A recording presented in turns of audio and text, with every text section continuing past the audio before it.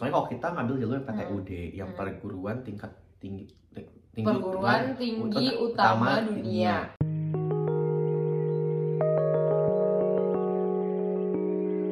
Hai guys, welcome back to my YouTube channel. Jadi hari ini kita bakalan Q&A tentang LPDP beasiswa, karena beasiswa LPDP tahun 2023 di tahap yang pertama sudah dibuka.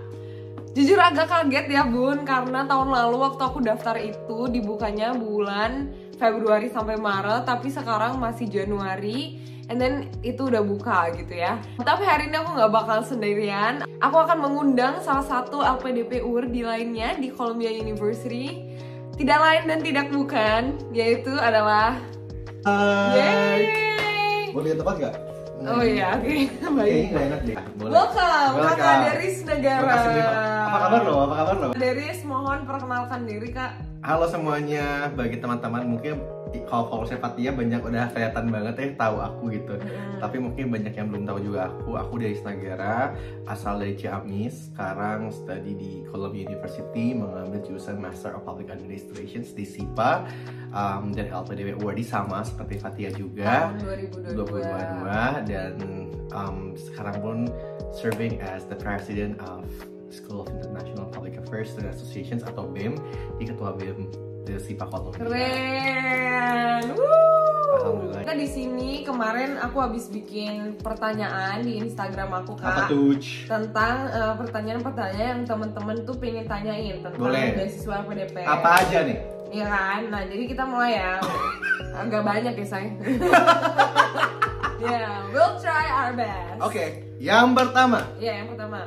LPDP buat S1 bisa gak Kak? Sabar. Enggak. Sabar. LPDP memang ditujukan untuk teman-teman S1 yang sudah lulus. Yeah. Jadi mereka yang ingin mendaftarkan diri untuk S2 atau udah S2 lulus mau ke S3 atau doktoral. Nah, itu salah satu syarat udah utama sih jadinya. Oke, intinya LPDP itu S2 hanya dan buat S3. S2 dan S3. Oke, lanjut. Oke. Kak butuh proofreading untuk esai. Boleh banget, tinggal DM kita. Mantap. Tuh, DM guys, DM. Rapid fast, limited slot, oke? If you want to get proofread by Deris Negara dan Fatia Fariza, cepetan, gila langsung. Karena masih banyak yang belum aku baca. Kak, aku insecure banget karena nggak punya banyak prestasi lomba. Bisa lolos nggak? Nah, menurut kakak gimana? Sebenarnya bukan masalah prestasi tanpa prestasi, karena setiap orang pasti punya kesempatan yang sama untuk mendapatkan beasiswa, betul? Mendapatkan kesempatan juga ya. Sama. Cuman di sini balik lagi kontribusi dan juga membangun portofolio kamu. Dan namanya beasiswa tuh kan kita melihat self development kamu dan personal development kamu seperti apa, dan itu nggak langsung kayak candi instan gitu ya. Nggak cuma lomba juga, nggak cuma lomba doang juga sih. Kalau cerita bukan tiba-tiba jadi candi Prambanan gitu ya. Nggak nggak jadi langsung. Karena namanya perjalanan hidup seseorang pasti beda-beda dan juga banyak proses yang dilalui oleh seseorang tersebut gitu kan. Jadi yang paling penting itu bukan hanya prestasi, karena prestasi mungkin sebagian dari penilaian ya. But then bagaimana kamu bisa berkontribusi buat masyarakat dalam bidang yang kamu kuasai gitu. Jadi jangan insecure, karena everyone is special. Intinya kalau misalnya kamu nggak punya banyak prestasi, ya coba aja dulu. Siapa tahu kamu punya kelebihan di bidang yang lain. Betul. Misalnya di volunteer atau di organisasi dan sebagainya. Benar. Next. Walau udah dapat LO unconditional, syarat IELTS dalam seleksi administrasi tetap harus dipenuhi. Wajib. Tentu saja. Wajib. Itu udah wajib. Al-Kudu ya. Tuh. Oke, persiapan yang paling susah buat LPDP. Nah, buat Kak Deris apa yang paling susah? Persiapan paling susah sebenarnya kalau di bahasa alhamdulillah nggak ada kendala ya. Cuman kalau aku lebih ke esai kontribusi buat negara. Sama. Karena kan maksudnya. Tahu nggak kenapa? Kenapa? Kan banyak ya. 2000 kata saya. Banyak katanya.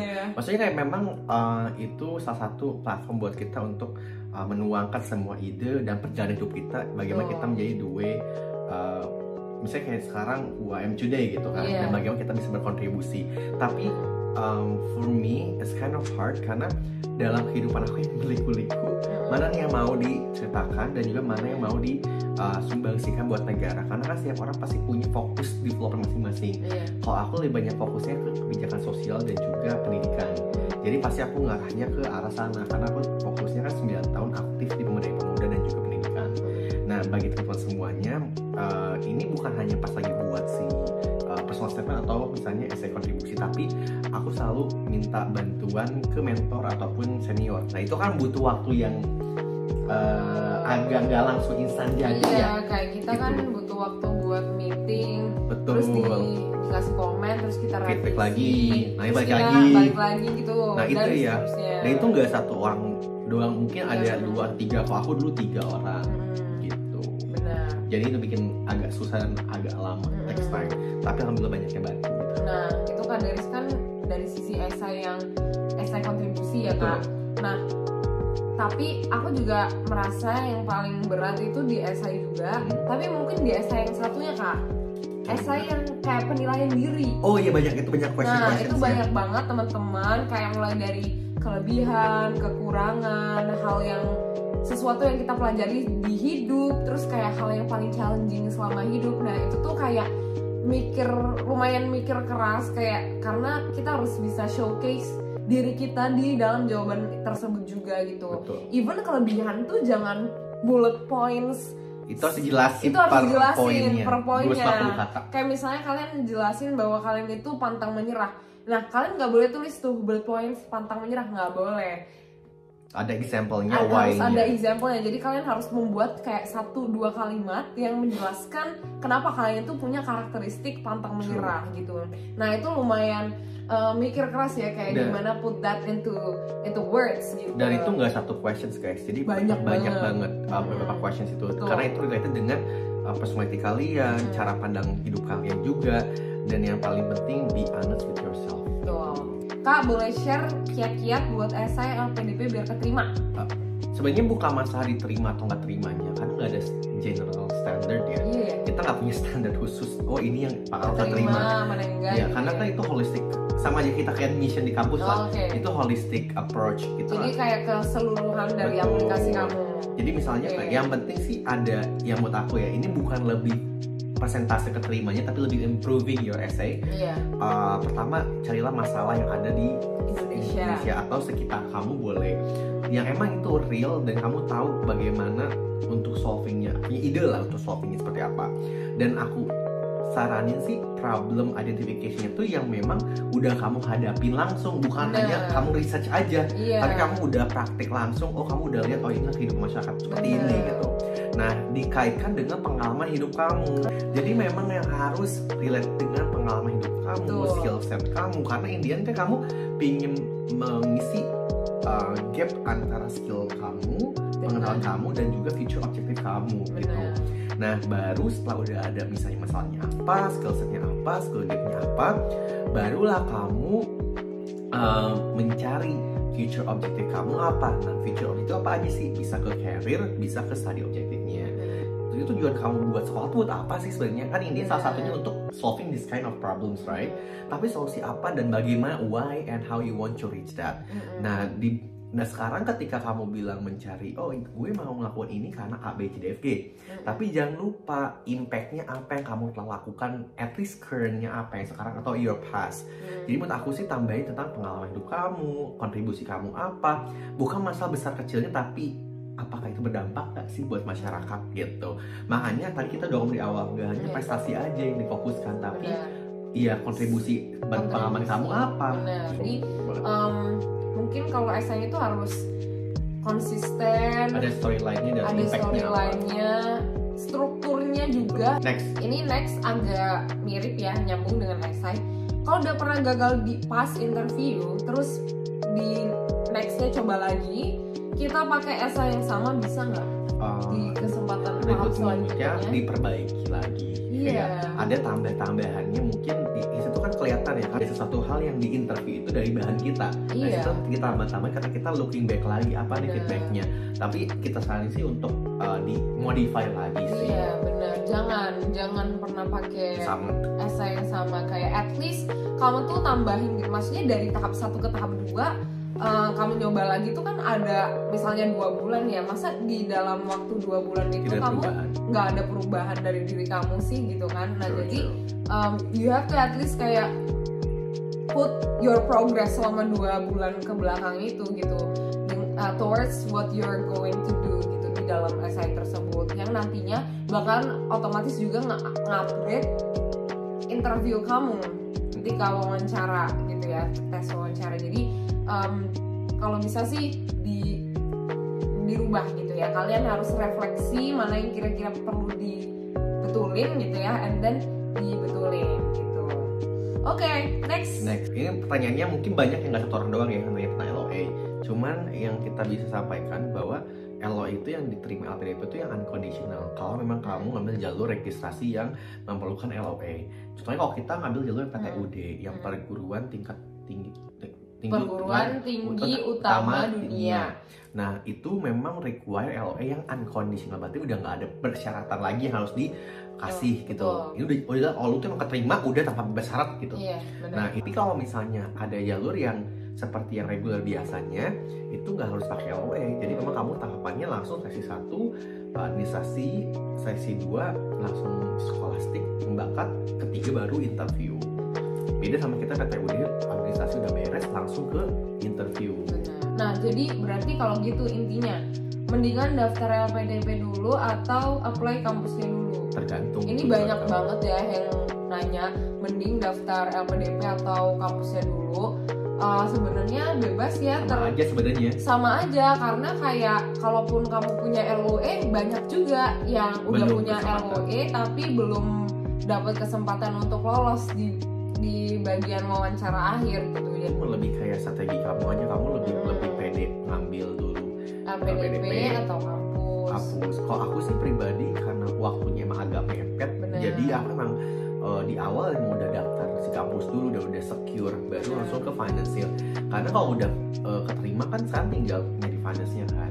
Dan tapi disiapkan yang benar-benar matang banget. Aku langsung alhamdulillahnya one shot LPDP, langsung keterima yang PTUD gitu. Nah sebenarnya kalau persentase keterima PTUD sama reguler semuanya sama sama.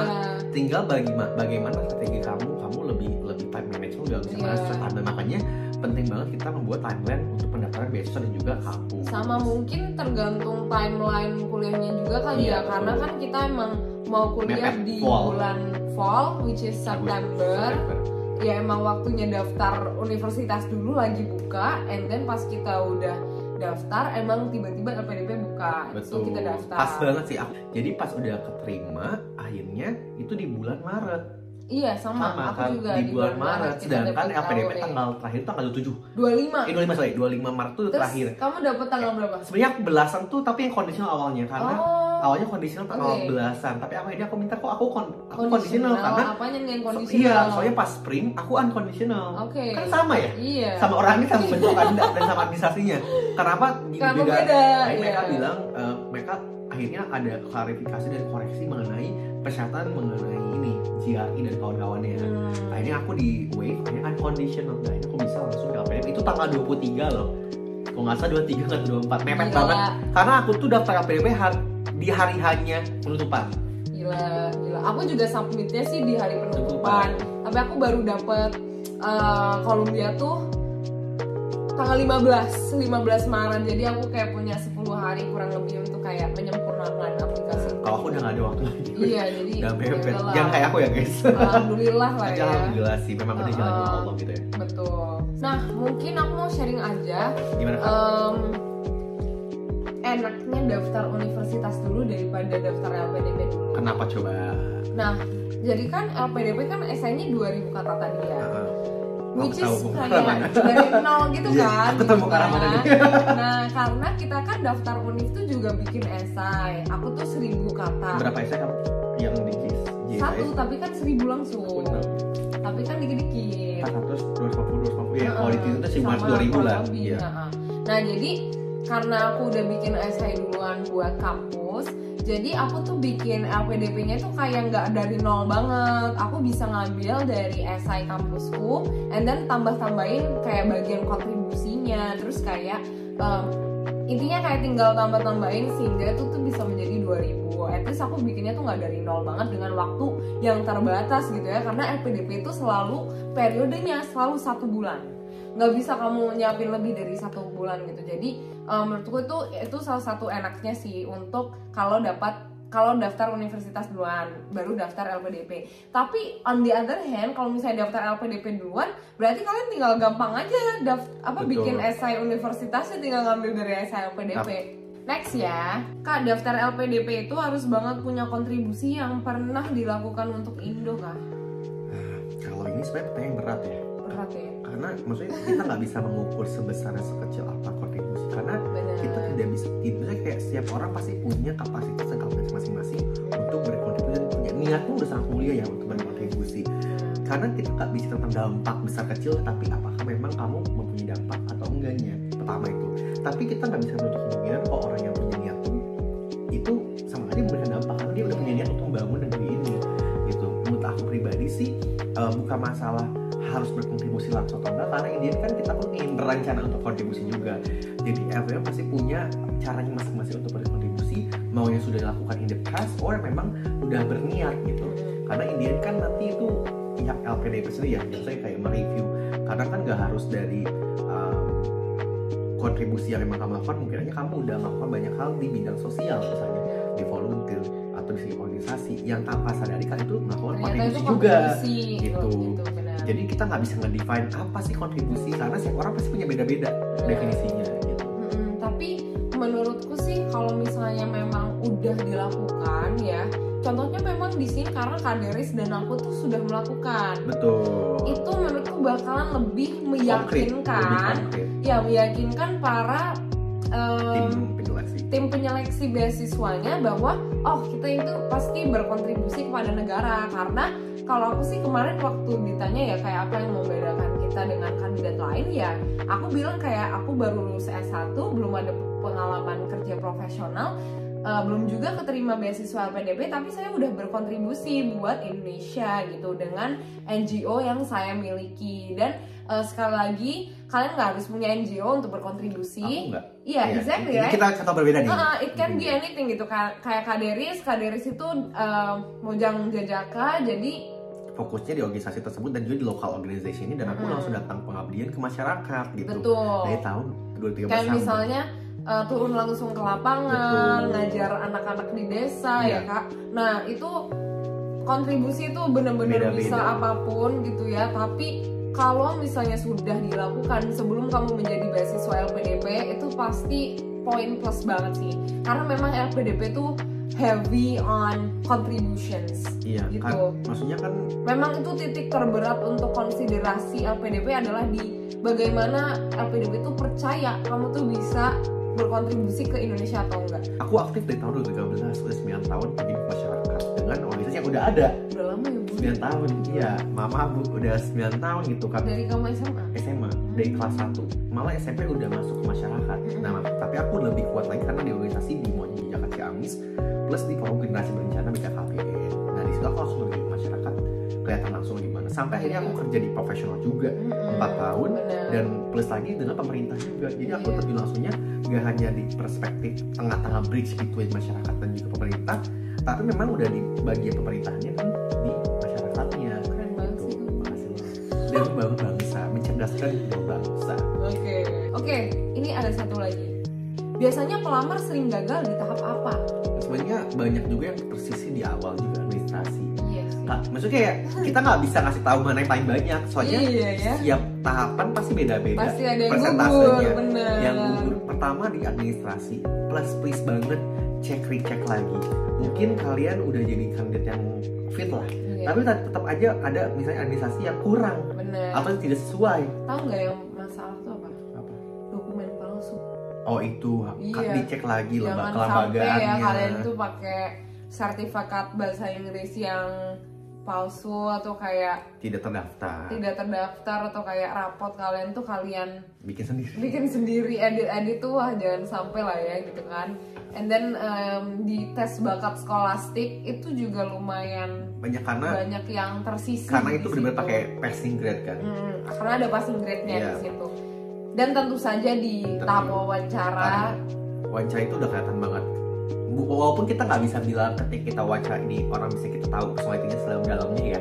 Tapi etis itu ada kalau nggak salah kalau zaman aku ada psikolognya juga. Betul, ada psikolognya, ada dari akademisinya, tim substansi dan juga tim LPDP-nya. benar. Jadi udah kata banget matangnya pemikiran kamu, situasi kamu rencana kita apa dan cara seperti kamu dalam menghadapi suasana dan situasi. Oke, that's it for today's video. Kalau misalnya kalian punya pertanyaan lebih lanjut, boleh tulis di kolom komen atau follow Instagram Kak Deris atau di Instagram aku @fatia_fairuza. And see you guys on my next video. Bye. Dadah.